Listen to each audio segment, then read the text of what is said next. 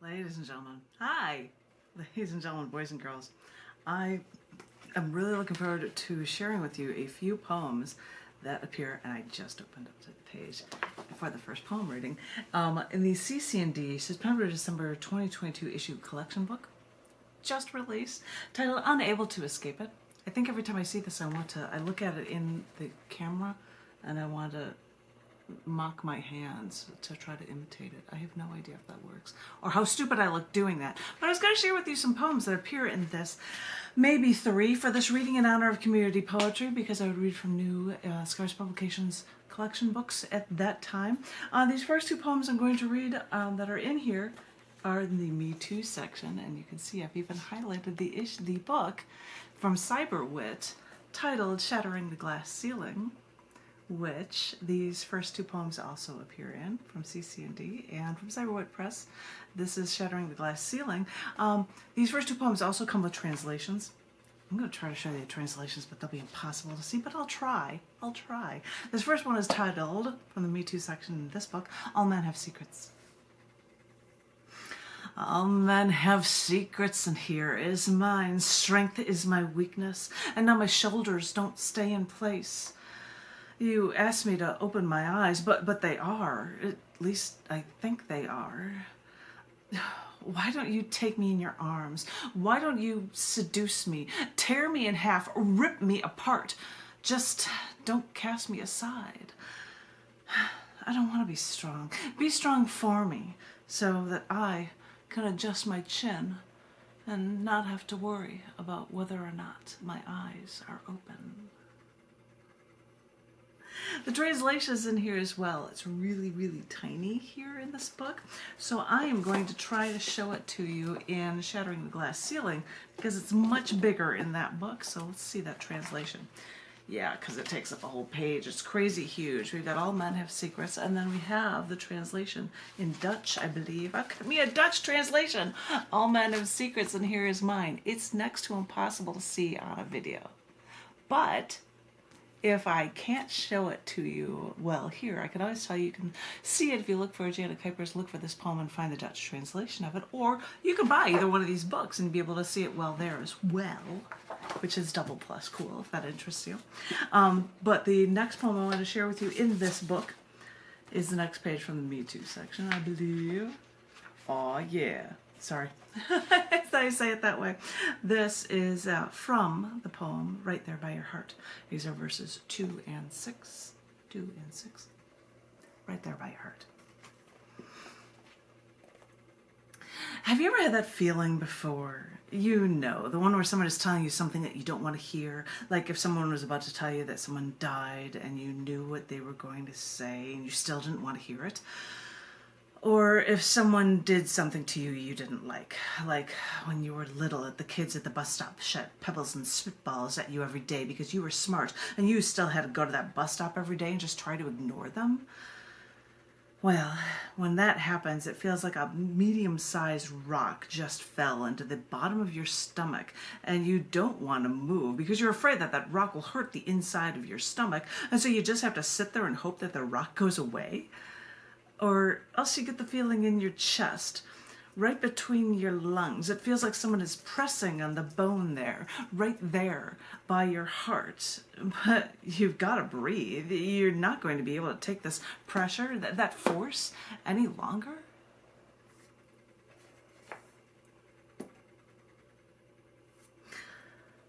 I don't know how many times the idea of seeing him went through my mind. At least once a week, I'd imagine a scene where he'd confront me and I'd somehow be able to fight him back, to show him that he didn't bother me anymore, to show him that that rock wasn't there anymore, to somehow be able to prove that I wasn't a victim anymore. I was a survivor.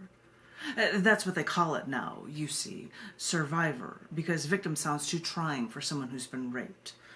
So I keep saying I'm over it, but I keep imagining Mark all over again, and not raping me, but following me on the street, coming to my door with flowers, or sending me a valentine. But once, when I saw him walking out of the record store as I was walking in, that rock fell so hard that I thought that I was going to be sick right there by the cash register, right there by those metal things at the doorway that beep when you try to take merchandise out of the store. You know what those things are. I just can't think of what they're called. But if I did that, then he'd know he was still winning to this day. How many years has it been? How many years since he did that to me? How many years since I've been wanting to fight him, since I've been feeling that rock in my goddamn stomach? I managed to hide my face from him in the store so that he wouldn't see me as he walked out. When I saw he was gone, I wondered why I still felt the pressure in my chest. I thought that pressure was going to turn my body inside out. I reached for my heart, grabbed at my shirt.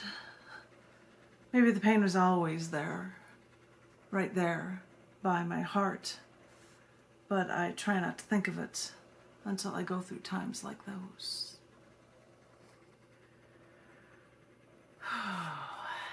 Heavy, heavy, heavy. I worked as an acquaintance workshop facilitator for years. Banners, flyers, ads for newspapers, but this not only existed in English in this book, in this collection book, but there's also a Slovak translation of it. Yeah, you're looking at it in Slovak right there. It's really kind of hard to see, but I'm still giving cred to the fact that it appeared in Shattering the Glass Ceiling. Let's see if I have it bigger there. Not like you guys can see it, and it's not as if my American compatriots here understand Slovak, but I got it in bigger type. That's not going to make a difference, is it? I don't think it is, but I'm going to try. I'm really going to try. This is the Slovak translation of it. If you wanted to see the Slovak translation and the English version, hello to everybody who's watching, by the way. I should be interjecting on the Facebook live feed. But if you want to know about these translations or the originals, you can go to cyberwit.com, cyberwit.net to learn about Shattering the Glass Ceiling, or Scars Publications for the CC&D September-December 2022 issue collection book titled Unable to Escape It. Those are two poems I got the honor of sharing with you that appear in both of these books. I think I'm going to share one more poem in this reading in honor of the Community Poetry Open Mic that was always on the first Wednesday of every month here in North Austin, Texas, United States of America, 1 to 3 p.m.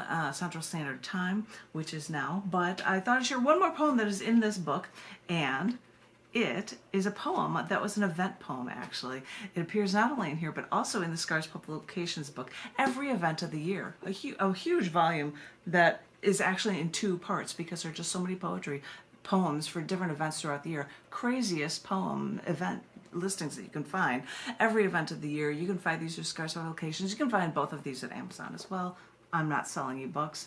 I'm just sharing poetry with you. This poem that I'm going to share with you is actually titled Veins Burn Blue with Greatness. And it was written on the 29th of October, as I said, every event of the year. It was written on the birthday of 1825 of the last queen of Romania, Maria Alexandra Victoria. Alexandra Victoria was her name. Anywho, this was a poem for her birthday. It is titled Veins Burn Blue with Greatness. I knew I was destined for greatness. I knew royalty coursed through these blue veins.